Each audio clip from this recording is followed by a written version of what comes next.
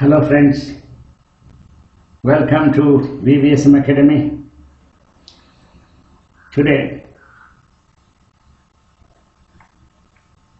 I would like to welcome you in this new year, starting academic year. Introduction to basic electronics.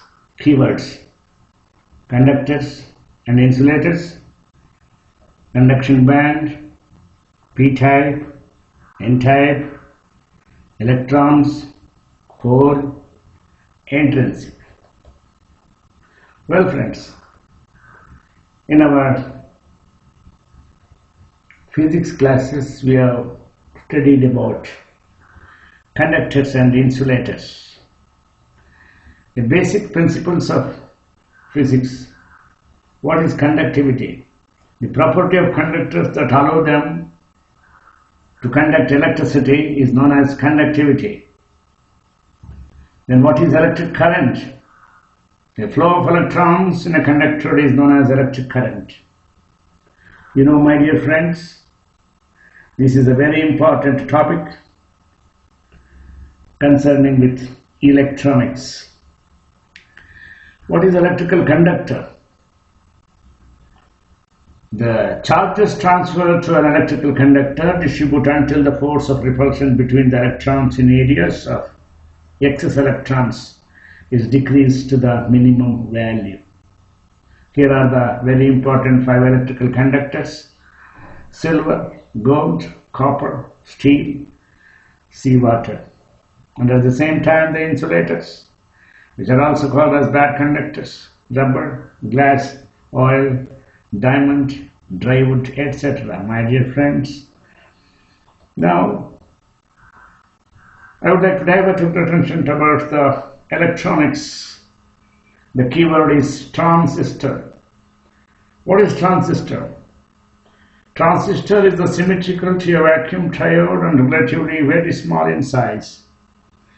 It is a composition of two words, transfer and varistor. A transistor consists of 3 layers of semiconductor material, and each layer is having a capability of transferring current to other layers. For example, the germanium and silicon are the most preferable semiconductor materials which conducts electricity in semi-energetic way. By the process of doping to a semiconductor material, the result adds to the additional electrons to the material to produce holes in the material.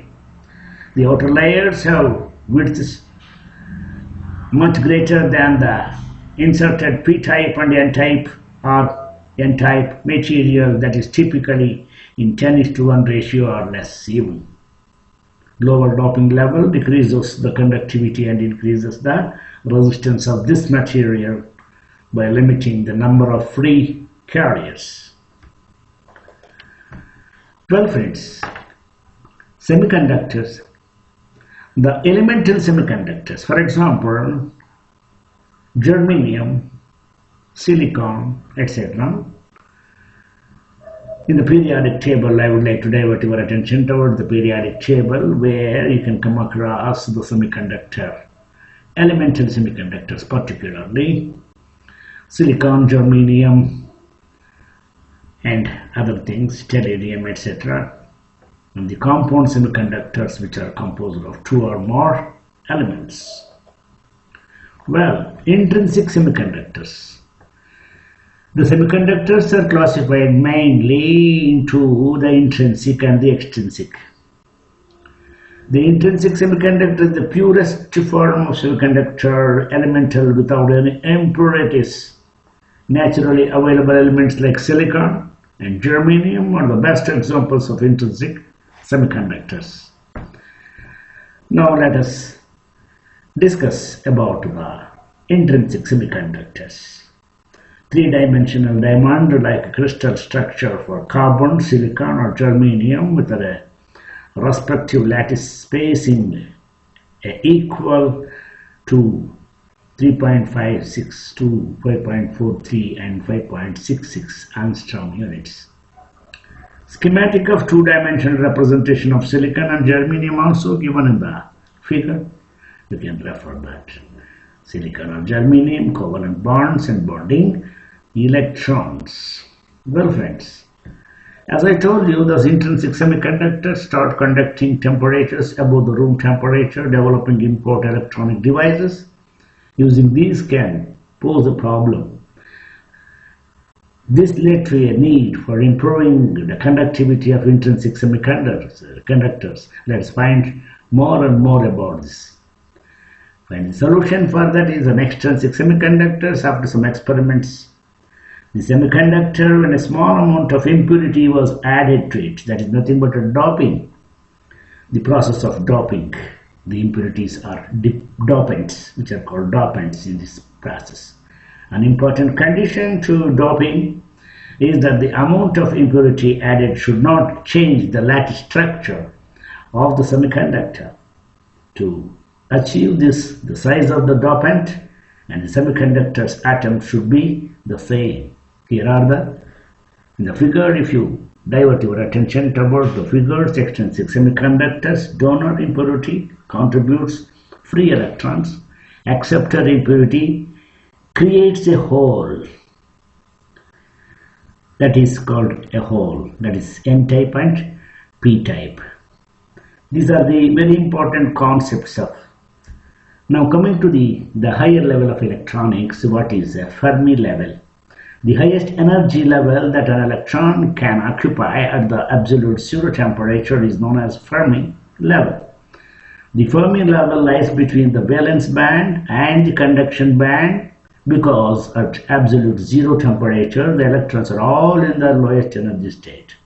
In physics, the concept of energy is strictly because it has a different meanings depending upon the context, what you impose or what you talk about. For example, in atoms and molecules, energy comes in different forms such as light energy, electrical energy, heat energy, etc. In quantum mechanics, it gets even trickier. In this branch of physics, scientists rely on concepts like Fermi energy, which refers to the energy of highest occupied quantum state in a system of fermions at absolute zero temperature.